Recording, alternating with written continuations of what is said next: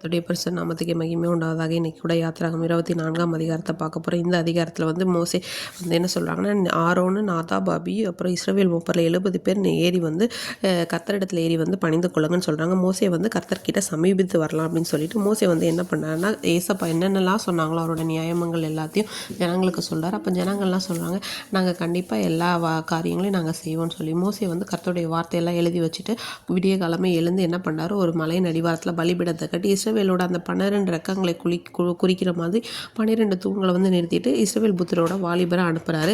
அவங்க இப்போ என்ன பண்ணாங்க, சர்வாங்க தகன பலி சமாதான பலிகளாக இந்த காளைகளை செலுத்துகிறாங்க. அந்த காளைகளோட ரத்தத்தில் என்ன பண்ணுறாரு, மோசையை எடுத்து என்ன பண்ணாரு, பாத்திரத்தில் வார்த்துட்டு மீதி ரத்தத்தை பலிபீடத்தை மேலே தெளிச்சுட்டு உடன்படிக்கை புத்தகத்தை வந்து ஜனங்கள் எல்லாம் கேட்குற மாதிரி வாசிக்கிறாங்க. உனக்கே ஜனங்கள் வந்து தேவன் சொன்னபடியெல்லாம் நாங்கள் கீழ்ப்பணிஞ்சு நடப்போம்னு சொல்கிறாங்க. அந்த ரத்தத்தை எடுத்து மோசி ஜனங்கள் மேலாம் தெளிச்சுட்டு தேவன் வந்து உங்களோட பண்ண உடன்படிக்கையோட ரத்தம் வந்து இதுதான் அப்படின்னு சொல்கிறாங்க.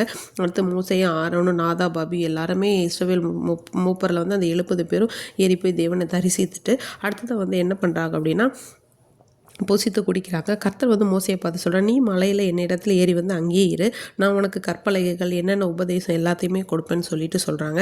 மோசே வந்து என்ன பண்ணால் தன் ஊழியக்காரனாகி யோசுவா கூட இழந்து போகிறாரு. மோசே தேவ பர்வத்துக்கிட்ட போகும்போது மூப்பரை பார்த்து சொல்கிறாரு, நான் உங்ககிட்ட திரும்பி வர வரைக்கும் நீங்கள் இங்கே எங்களுக்காக காத்திருக்கணும். ஆரோன் ஊர் எல்லாமே உங்ககிட்ட இருக்காங்க, உங்களுக்கு ஏதாவது காரியம்னா நீங்கள் என்ன பண்ணலாம், அவங்கக்கிட்ட போகலான்னு சொல்லிட்டு மோசே இப்படி சொல்லிட்டு மலையின் மேலே ஏறாரு. ஒரு மேகம் வந்து மலையை மூடுது. கர்த்தருடைய மகிமை வந்து பார்த்திங்கன்னா அந்த சீனாய் மலையில் தங்கியிருந்தது. 6 நாள் அந்த மேகம் வந்து மூடி இருந்திருக்கு. 7ஆம் நாளில் வந்து மேகத்தின் நடுவில் இருந்து ஏசப்பா என்ன பண்ணாங்க, மோசையே கூப்பிடுறாங்க. மலையோட கொடுமுடியில் கர்த்தருடைய மகிமை வந்து இஸ்ரவேல் புத்திரருடைய கண்களுக்கு பார்க்கும்போது எப்படின்னா அது ஒரு அக்கினிய மாதிரி இருந்தது. மோசே வந்து மேகத்தின் நடுவில் பிரவேசித்து மலையின் மேலே ஏறி இரவும் பகலும் 40 நாள் அந்த மலையில் இருந்தார். இன்றைக்கும் கூட தேவனாகிய கர்த்தர் நம்மோடு கூட இருந்து வழி நடத்துவார்.